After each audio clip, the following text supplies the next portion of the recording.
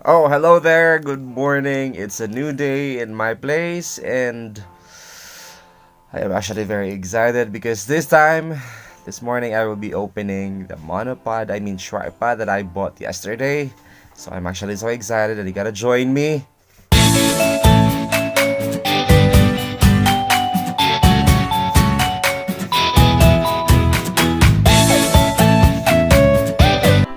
Diyan na, andyan na yung tripod ko. It is from Raymax. This time, ito na yung tripod ko. Medyo mahal siya, mga 1,200 plus. Pero okay na rin, since I am really planning to take my vlogging seriously. So, bubuksan ko na siya for the first time. It's color black, so natin natin kung ano yung nasa laman.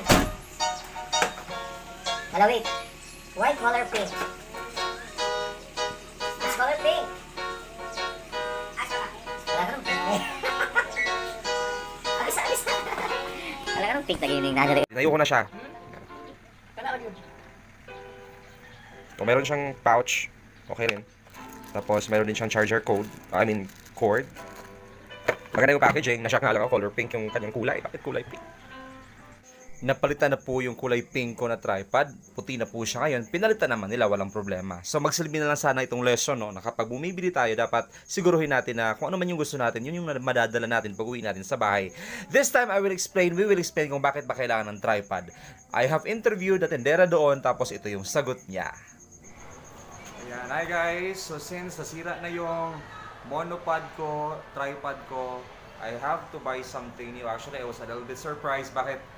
Ay, parang medyo mahal-mahal siya. Hindi na daw to expensive. But since we are doing well with our vlog rather, so try natin to. Baka maganda.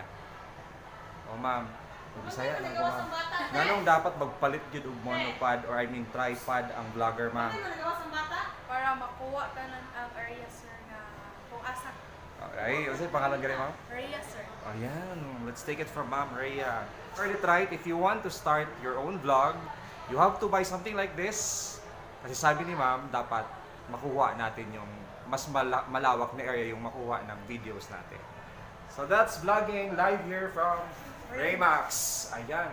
Ano yan Ma'am? SM Uptown sir. Yan. SM Uptown. Thank you Ma'am, thank you.